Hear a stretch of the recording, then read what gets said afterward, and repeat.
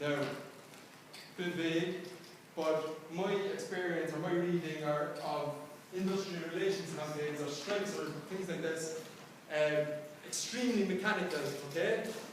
Extremely mechanical, all about laws, legislation, negotiations, meetings, okay? And somewhere along the line to me in that situation, the stories of the workers and the stories of the people affected by the situation are lost, okay? What we wanted to do is we wanted to personalise it, bring out the human stories, make the public connect with the people that were affected by what we saw as an injustice that was going on there, okay? So instead of the negotiators, instead of the politicians, instead of the people that were involved in the mechanical process being to the forefront and being the people that the public would hear from all the time, we created a situation by using Facebook, Twitter, and WordPress. We kept it simple, okay? We didn't get anything more than that. Facebook, Twitter, and WordPress. We integrated them. That was the model. We didn't do too much more than that, okay? So we brought the personalities of the people in the social media platform out in the front of the public, okay? So people actually got to know the individuals on the sit-in as people rather than as people that they're represented. The aim was to make the campaign, and more importantly, the message as accessible to as possible. We wanted to show that this struggle of the workers was meaningful to a diverse range of people, okay? So we wanted to broaden this out, that this wasn't about being a socialist or, you know, being on the left and only caring about issues. Just that these guys are going to be in a nice box over the holiday period, away from their friends and family, send them a message to say, look, good luck lads, wish you the best, alright? In the first 24 hours there was 1,000 people on the page, and probably like 200 people that were maybe leftist or socialist commenting on the issues, alright? You need to contextualize the issue in a way that it captures the rawness and the realness of the situation. Again, as I said, this was in make-believe, okay? There was 32 people in a factory, not going to be at home for their Christmas dinner. We wanted to bring that into people's houses through Facebook, okay? We opened up the door with Christmas and created a receptive audience, okay? And we were able to, that receptive audience then was, it was open up to the wider issues of the campaign afterwards in terms of injustice, workers' rights, and we used that team thereafter through the campaign, that this was about injustice, okay? But we captured their attention, first of all, through the emotive base of Christmas, okay? An example of that, where we've just had a national debate around children's rights issues and things like that. For me, children's rights campaigns often use the action of bullying or the theme of bullying. They address bullying, but then open up a wider debate of the place of children within society. Okay? So that's what we did with Christmas for the VITA CORTEX workers. We made it about Christmas at the start, wished them a happy Christmas, and then suddenly we were saying, remember those guys that you wished happy Christmas to on Facebook and Twitter? Well, that's the reason they're here. And we were able to open up the base, the conversation, the dialogue on Twitter by anchoring it down Christmas. We were lucky enough that we had somebody that worked in Facebook, and we were able to get to a Christmas ended, even though I thought it would be over, we were able to get them to change the name of the page for us to support the VITA CORTEX work. It was okay. So we used Christmas quite effectively. So first thing, emotive base, okay? Natural and food representation.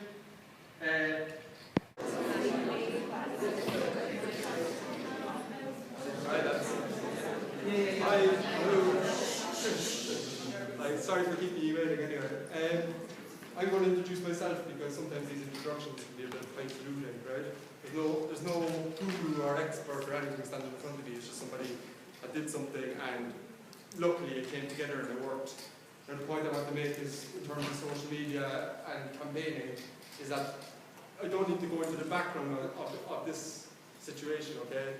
If you need to get the history of it, you can read up afterwards, but I'm not going to get into the politics or the history of it. One thing I would say to you is that this was a very highly contextualized situation, okay?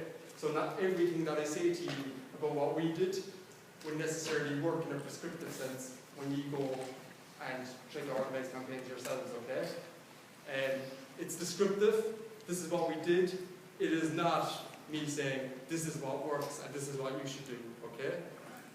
Other thing is, very little, well, maybe I'm doing myself an injustice, but very little that will come out of this could be transferred into commercial or corporate social media campaigns, okay? This is very much what I think works from my experience if you're running a social media campaign for a social issue, okay? So there are the 2 points that I'm going to make. Now, this was 6 to 7 months of my life that I was highly immersed in, okay? Very hard to condense it down into an hour presentation to students, alright? So usually when I taught a couple of you about it before, usually I do a good bit of walking around when I'm teaching people, but with this, because I want to get across the narrative in the story, I want to do a bit of speaking from behind the podium, alright? Usually I'm not that boring, but that's just the way it's going to be today, okay? I'll try to make it as entertaining or as captive as possible, but and I don't know how beneficial it's going to be to you, alright? I'm just going to be honest about that. Maybe it won't be any bit beneficial, but at least it'll be an hour of me stroking my own ego, alright? So, here is this. This is the keeping it bit how a factory is selling turned viral. It's from my perspective, obviously, and as well, my co-coordinator, Veronica Marshall, who can't be here because she's based out in Dublin, and anytime anybody's asked to do something like this on behalf of the campaign, I get the privilege of going and doing it, okay? Because she can't get done. Alright, so but it's very much equal partnership on this, okay? It's 2 people, it wasn't just myself, okay? So just to start out with the VITA CORTEX campaign, while a lot of it wasn't strategic or prescriptive, we did have 3 things that myself and Veronica set down when we started this about what we wanted to do with it. We wanted to make this about human beings and make it as accessible as possible, and we went about doing that in a number of ways that I'll talk about in a minute, okay? Obviously, we wanted to train and harness more moral pressure and put it squarely on the shoulders of the CEO of VITA CORTEX, okay? The person we believed, and there's no lawyers here or anything like that, that we believe was the person that was causing the problem, okay? It was his decisions, his business, his wrongdoings that were putting these people in the situation. Yes, they're making a choice to be in the canteen, but we wanted to harness the moral pressure that was out there. There was a lot of groundswell out there. We noticed that there was a lot of support for people, but we wanted to harness that in a modern communications way. Again, social media, okay? And obviously, victory, alright? Bit funny, bit early, victory, alright? But we weren't saying, no, just to have a go. Maybe this will go, maybe it won't. We were very much like, if we're going to start this, we're going to see it through to the end. I thought it would take 3 weeks.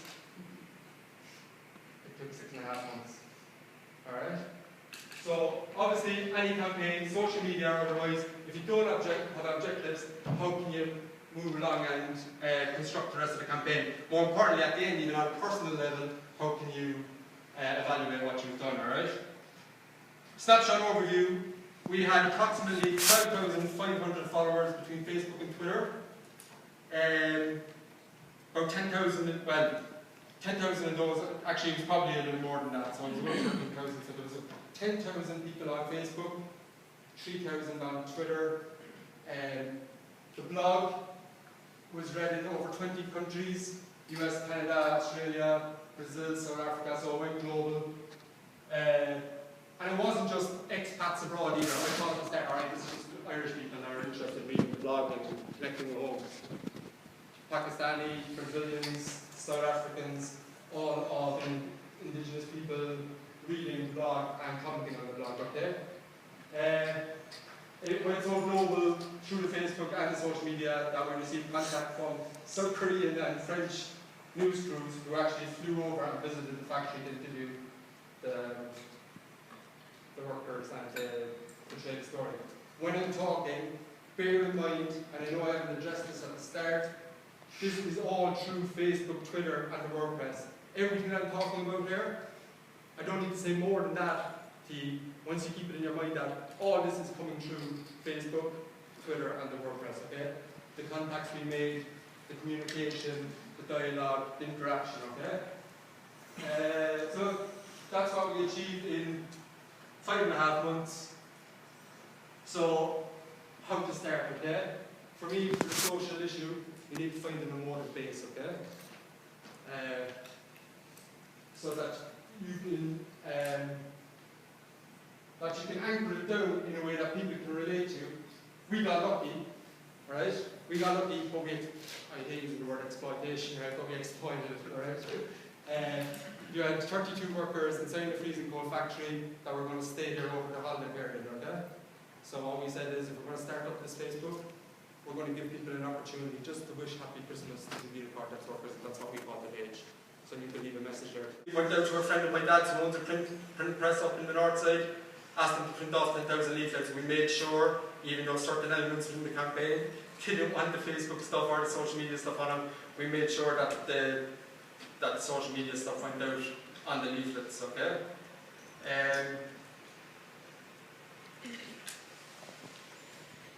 Dealing with traditional media, here's a very important point, okay?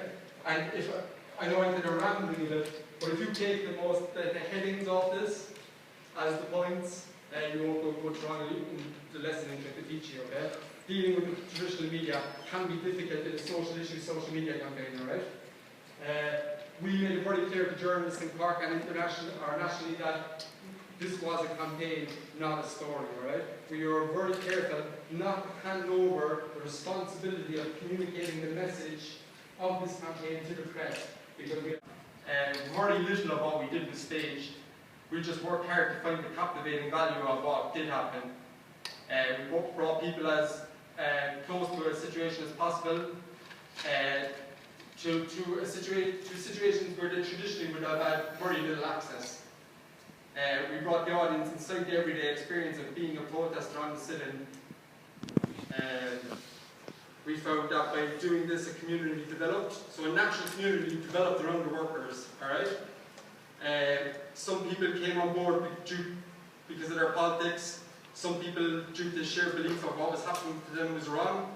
And I have to be honest, a lot of people came on board because of curiosity, alright? It was a bit curious, right? 32 people are going to stay in the factory. And we were presenting a kind of a fly-in-the-wall experience for people to click onto their Facebook and you could live it with them, okay?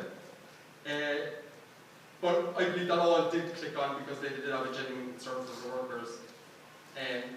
As I said, curiosity, we noticed that throughout the campaign that it did replace EastEnders and Coronation Street for a lot of people. Alright?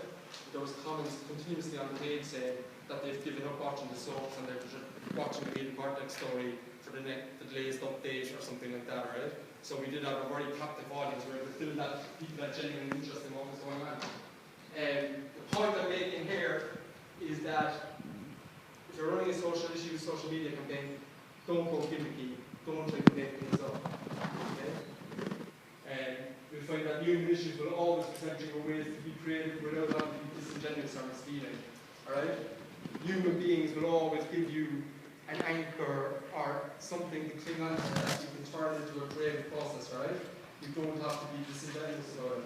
And also, if you're not being disingenuous over a long campaign, it saves you from needing to have good memories. Because if you're going to die, you need a good memory to explain it later on.